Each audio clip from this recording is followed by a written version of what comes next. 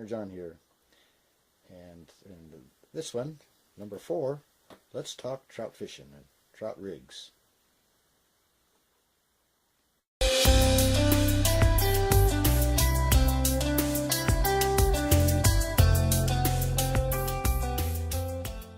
This video, I was thinking that a little local lake here called Kilbrennan Lake is just a perfect example of trout fishing and kind of all the stuff you can use if you go there. This little lake has got brookies and rainbows.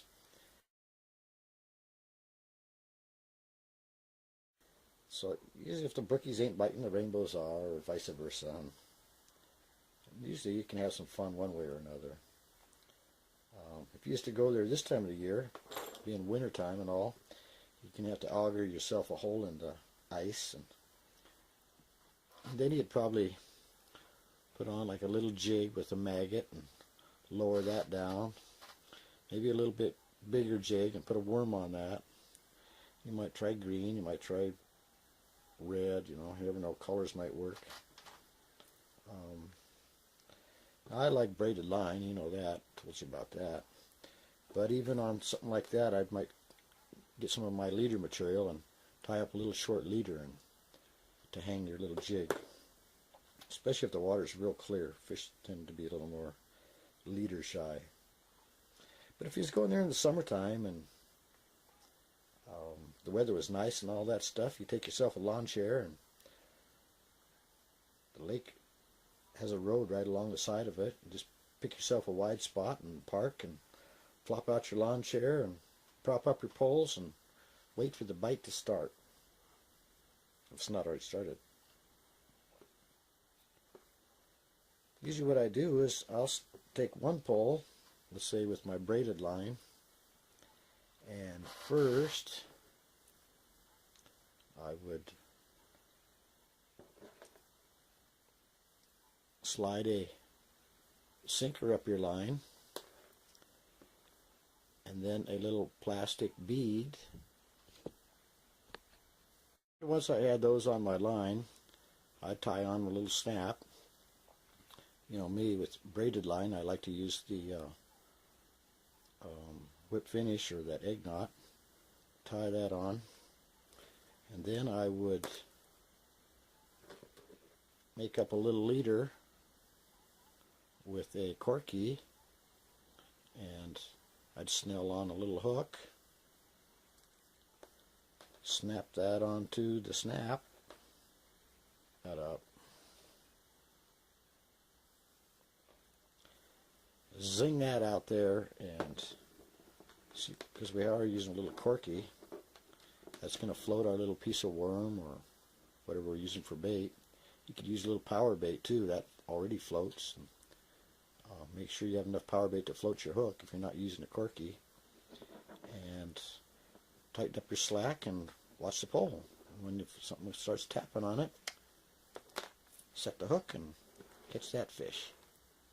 The way to make a sliding sinker is to slide a barrel swivel up your line first. You're still going to need a bumper bead, but then you'll have something that slides. On this sinker, I just made a little short leader and used a turtle knot. We know that's kind of weak, and then that way if this does get hung up, at least I'll get my hook back.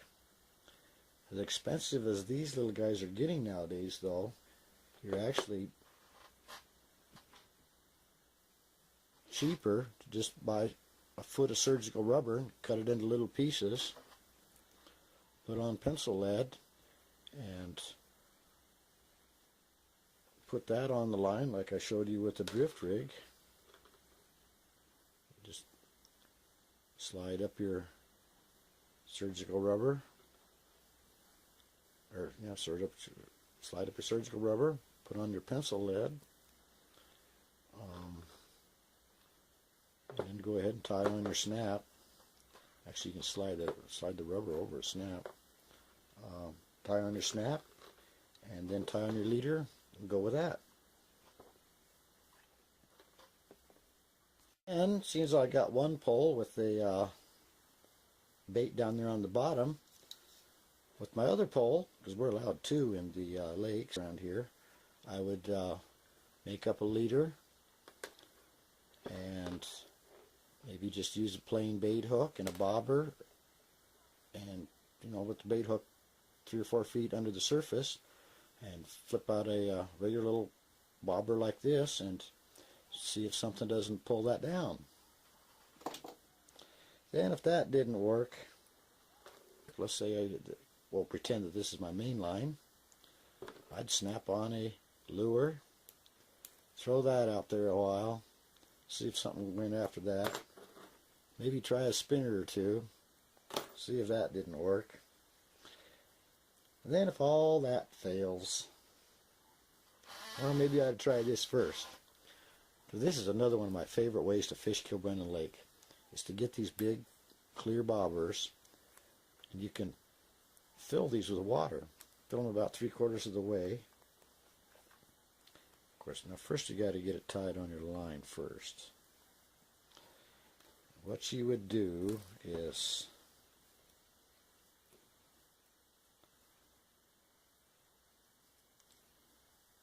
I'll just grab this chunk of mono. Slide your bobber up the line. Slide on a bumper bead.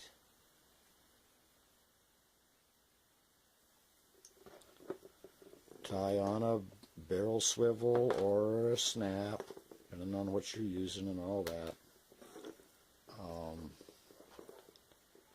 And then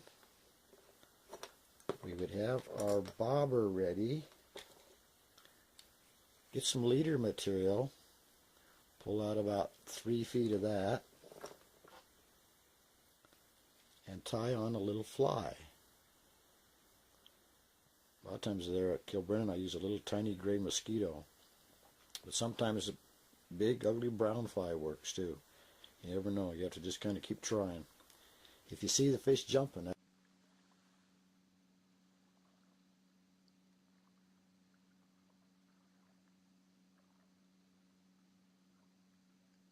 look at all them fish jumping. Here we are on Kilbrennan Lake. There's Geo. There's Jimmer. There's all the fish.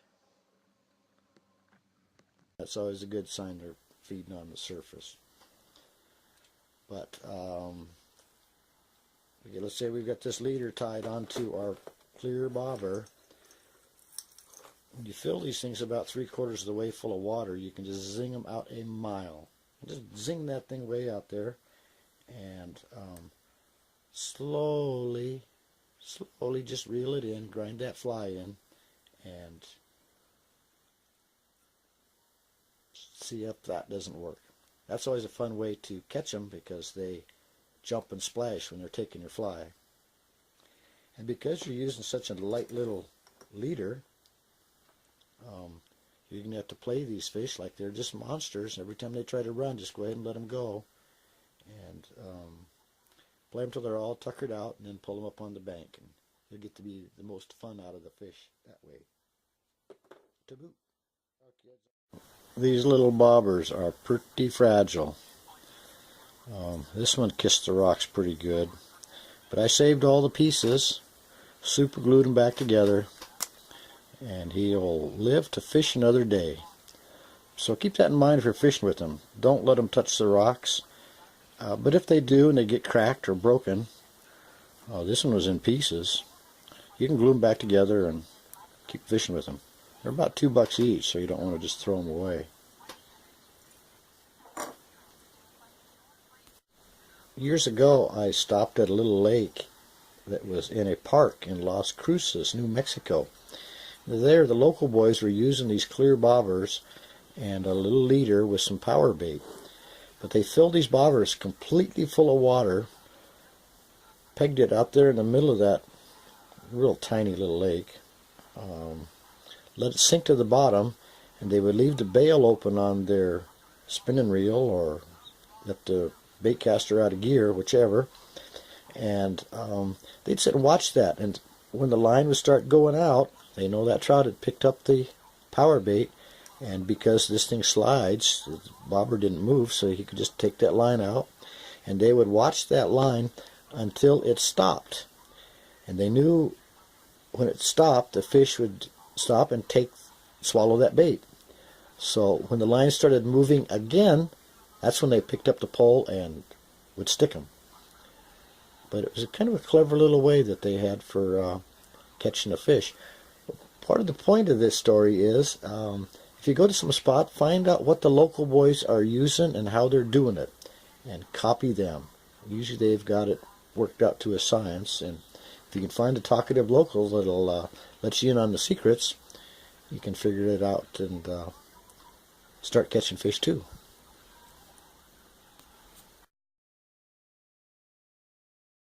Up to the dam to try to tangle in with a big rainbow.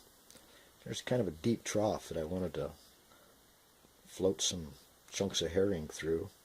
So I made up a rigging that went like this. First thing I did was slide a stopper bead up on the line. And then I threaded the line through this old popping cork that I found in Texas.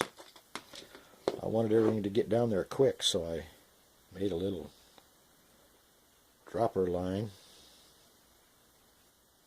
for this sinker, 1 ounce sinker. And then I made up a leader with a bait hook and a couple feet of mono.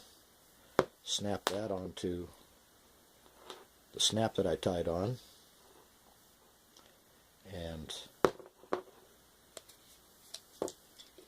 bobbers are great little strike indicators. If you get a little pecky bite, you can see it. If something hammers it, you can tell it. If it just kind of stops, you know if you're on the bottom. What I did when I got there is I tied on a stopper knot. There it is right there.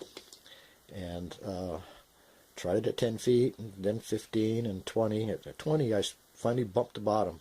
So I moved the knot back just a couple of feet to about 18, and I fished the rest of the day there at that hole at 18. Never lost a rigging. Didn't catch any fish either. But that's how we used a stopper knot and a float. When you're using one of these, when you cast it out, it's laying sideways, you know that the line is still sinking. And when it came up to this bead, it stands up, and you know you're down there. All this can be done on a lighter scale too. You could be fishing your little at the perch hole or something like that, and use just a plain hook and a split shot, or a little jig, smaller cork. This guy's got a nice little tiny hole, so we don't need to use a stopper bead. And same thing, we just tie a little stopper knot on our line and move that up and down according to however many feet we want to fish down. Works great. So here's how you make that stopper knot. Take your line and just make a circle like that and lay it on the line. Let's see if I can pick this up. Okay, here we go. And then just wrap around it right there 3, 4, 5 times.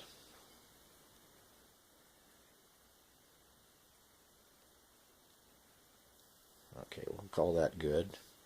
Draw out both sides, nice and snug. And you can just pick up a piece of fishing line off the ground, it don't matter. Trim it up, and then you have a knot that you can slide, but it has enough resistance that it'll pull the bobber under before the bobber won't slide the knot. And that's how you make a stopper knot. Easy peasy. I think that'll get you started for the bank fishing. On this next one we'll talk about trolling and discuss some rigs for doing that.